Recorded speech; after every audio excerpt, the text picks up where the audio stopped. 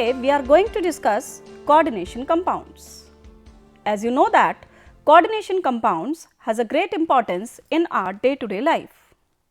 It is because many substances which we use in our daily life are made up of coordination compounds.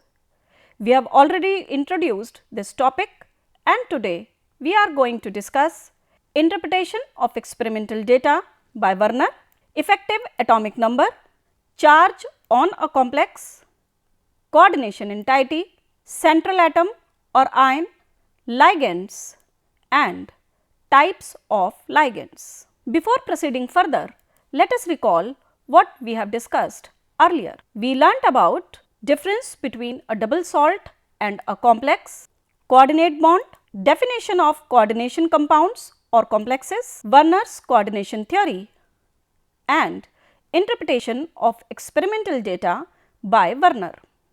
Alfred Werner conducted a series of experiments with complexes. He dissolved many of the complexes in water and added silver ion. His experiments shows how many chloride ions gets precipitated with silver ion. Let's have a look on this data. First complex is PtCl4 6NH3. The moles of silver chloride precipitated were 4 and number of ions per formula unit formed were 5. Hence, he said that 4 chloride ions were attached with primary valency. Hence, the formula of the complex must be PtNH3 whole 6 Cl4 and ions formed 1 positive ion and 4 Cl minus. Next complex was PtCl4 5NH3. On adding silver plus, only 3 Cl minus were precipitated as silver chloride and total number of ions formed were 4. Hence, only 3 Cl minus ions were attached with primary valencies. Therefore, the formula of the complex can be written as PtNH3 whole 5 Cl3. The number of ions produced 1 positive ion and 3 negative ions. Similarly, you can see the number of ions produced and number of silver chlorides precipitated for PtCl4 4 ammonia and PtCl4 3 ammonia also. For the complex PtCl4 2NH3, no silver chloride was precipitated and no ions were formed. Hence, all the ammonia molecules and all the Cl were attached with platinum with coordination valency or non-ionizable valency or we can say secondary valency. Hence, the formula of the complex is PtNH3 whole twice Cl4 and this complex act as non-electrolyte as no ions are formed in this complex. On the basis of series of experiments, Werner in 1898 propounded his theory of coordination complexes. Main postulates of the theory are: in coordination compounds, metals show two types of linkages or we can say two types of valencies, primary valency and secondary valency. The primary valencies are normally ionizable and are satisfied by negative ions and the secondary valencies are non-ionizable. These are satisfied by neutral molecules or negative ions. The secondary valency is equal to the coordination number and is fixed for a metal. The ions or groups bound by a secondary linkages to the metal have characteristic spatial arrangements corresponding to the different coordination numbers. In modern formulations, such spatial arrangements are called coordination polyhedra. The species within the square bracket are coordination entities or complexes and the ions outside the square bracket are called counter ions. We can understand Werner's theory with the help of an example. On the basis of the following observations made with aqueous solutions, assign secondary valencies to metals in the following compounds. There are 3 compounds PdCl2, 4 ammonia, and the moles of silver chloride precipitated per mole of the compounds with AgNO3 are 2. Second compound is COCl3, 4 NH3, moles of silver chloride precipitated is equal to 1, and with PtCl2, 2 NH3, no moles of silver chloride are precipitated. As secondary valency has to be calculated, in first complex 2 moles of silver chloride are precipitated, therefore 2 Cl minus ions are attached with primary valency. Therefore, secondary valency is equal to 4. In second complex, only one ion gets precipitated as silver chloride.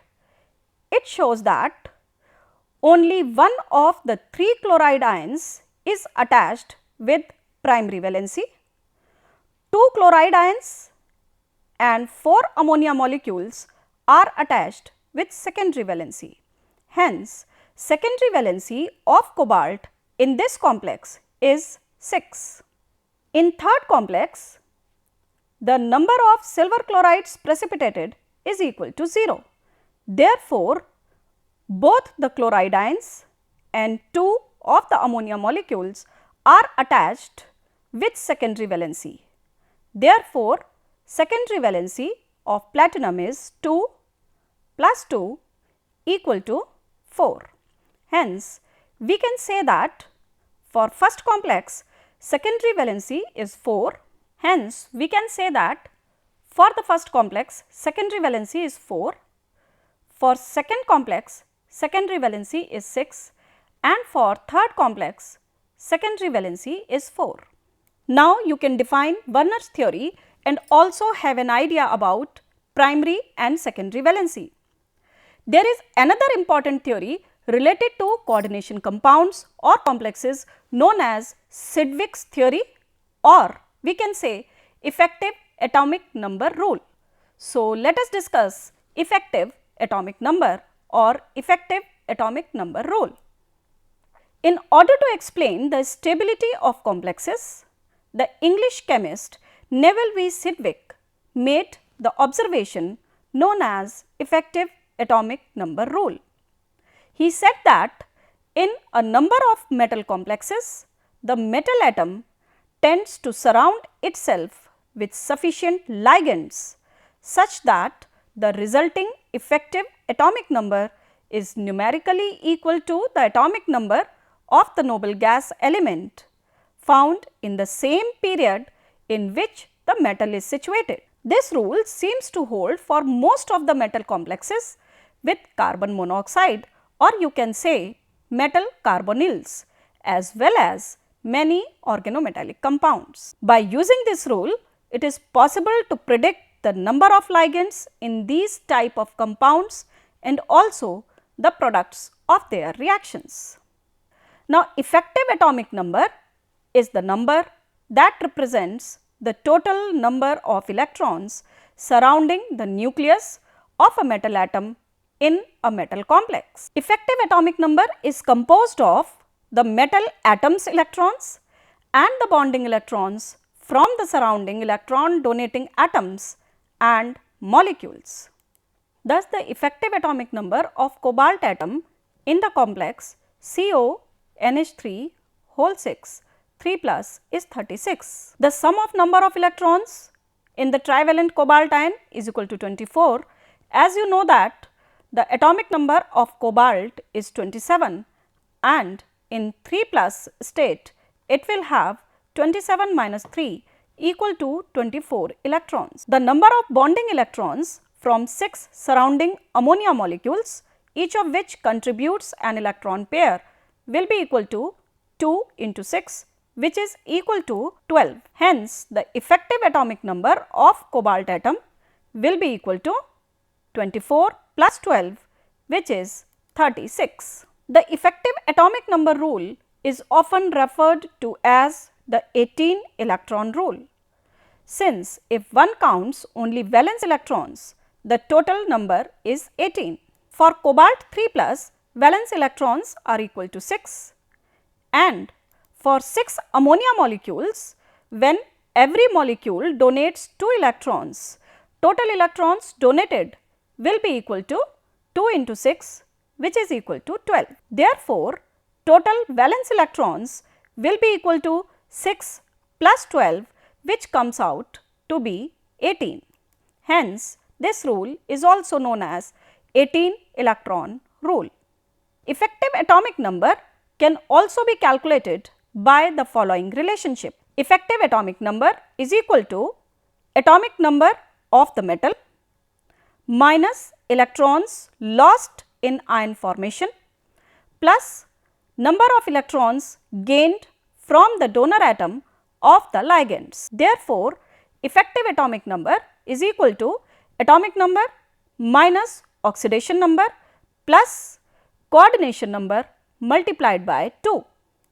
We can have a look on some examples for calculating the effective atomic number in this table. The effective atomic number of iron in K4FeCN6 can be calculated as you know that iron is in +2 oxidation state here, and atomic number of iron is 26, and the number of ligands attached to iron are equal to 6. Therefore, effective atomic number of iron will be equal to 26 minus 2 plus 2 into 6, which is equal to 36, and it is the atomic number of krypton. Similarly, we can calculate the effective atomic number of copper in Cu NH3 whole 4 SO4. Atomic number of copper is 29, its oxidation state is +2, and number of monodentate ligands is equal to 4. Therefore, effective atomic number is equal to 29 minus 2 plus 4 into 2, which is equal to 35. Similarly, we can calculate the effective atomic number of cobalt, nickel, chromium or silver in these complexes. As charge on a complex is an important term, hence we must know how to calculate the charge on the complex ion. The charge on the complex is the sum of its constituent charges. We can use this relationship to determine or confirm the charge on a complex species. For example, the charge on Pt NH3 whole 6 4 plus can be calculated as charge on platinum 4 plus 6 into charge on ammonia. As the platinum is in oxidation number 4, hence charge on platinum is equal to +4, and you know that NH3 molecule is a neutral molecule. Hence, the charge on NH3 molecule is equal to 0. Therefore, charge on the complex will be equal to +4 plus 6 into 0, which is equal to +4. We can also have a look on another example. Let us calculate the charge on the complex Pt NH3 whole 4 Cl2 2 plus. Here charge will be equal to charge on platinum 4 plus 4 into charge on ammonia plus 2 into charge on Cl minus. Here again platinum is in 4 oxidation state, therefore charge on platinum is +4. NH3 has 0 charge, and you know that Cl minus has a charge equal to -1. Therefore, total charge on the complex will be equal to +4 plus 4 into 0 plus 2 into -1, which is equal to +2. Up to now, we have calculated effective atomic number and charge on the complex ion.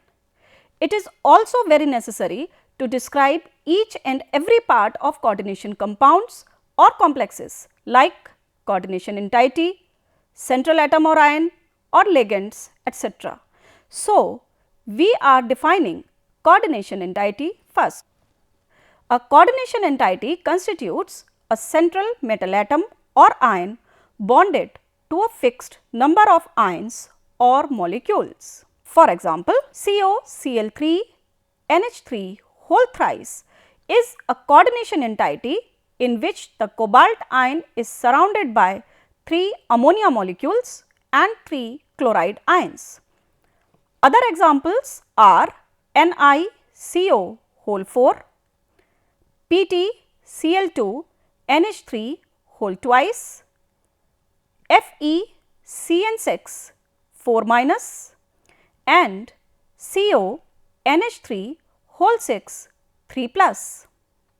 Coordination entity in a complex is enclosed in a square bracket. Now, we will define central atom or ion. In a coordination entity, the atom or ion to which a fixed number of ions or groups are bound in a definite geometrical arrangement around it is called central atom or ion. For example, the central atom in the complex NiCl2 H2O4 is nickel 2 plus, COCl NH3 whole 5 2 plus is cobalt 3 plus, in FeCN6 3 minus is Fe 3 plus.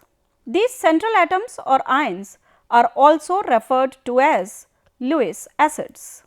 There is another very important term, ligands, for the study of coordination compounds. So, before going further, we have to discuss ligands. The word ligand has been derived from a Latin word ligare, which means to bind, and this word ligand was first used by Alfred Stock in 1916 in relation to silicon chemistry.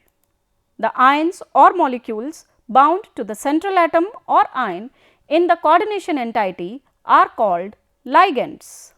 These may be simple ions such as Cl minus, small molecules such as H2O or NH3, or larger molecules such as NH2, CH2, CH2, NH2 known as ethylene diamine, or N CH2, CH2, NH2 whole thrice, or even macromolecules such as proteins.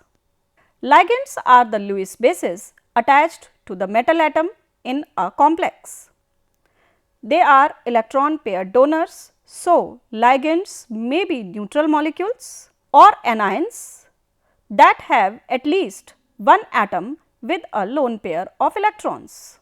Cations only rarely function as ligands. You might expect this because an electron pair on a cation is held securely by the positive charge. So, it would not be involved in coordinate bonding. Ligands can be classified on the basis of their charge, that is, cationic ligands based on positive charge, anionic ligands based on negative charge, and neutral ligands. Neutral ligands do not have any charge.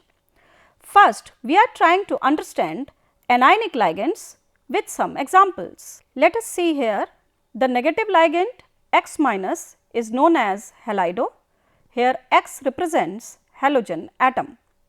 OX minus is known as hydroxo, Cn minus as cyano, O2 minus oxo, NH2 minus amido, S2 minus sulfido, and CNS minus thiocyanato. Now, we will see neutral ligands. These are CO, which is named as carbonyl, PH3 phosphine, NO nitrosyl, NH3 amine, H2O aqua, C5H5N is called pyridine. As you know that there are very few cationic ligands. Some of them are listed here. NO2 plus is named as nitronium. NH2 NH3 plus is called hydrazinium. NO plus is called nitrosonium. Note that IUM is added in the end of the name of a positive ligand or cationic ligand. Ligands can also be classified on the basis of the number of donor sites, but this classification we will continue in our next lecture. So, in the end of this lecture, let us revise what we have discussed today. Interpretation of experimental data by Werner, effective atomic number, charge on a complex, coordination entity, central atom or ion, ligands and classification of ligands on the basis of charge. In the next lecture, we will continue with the classification of ligands on the basis of donor sites, chelate ligands, chelate effect and thermodynamic stability of coordination compounds.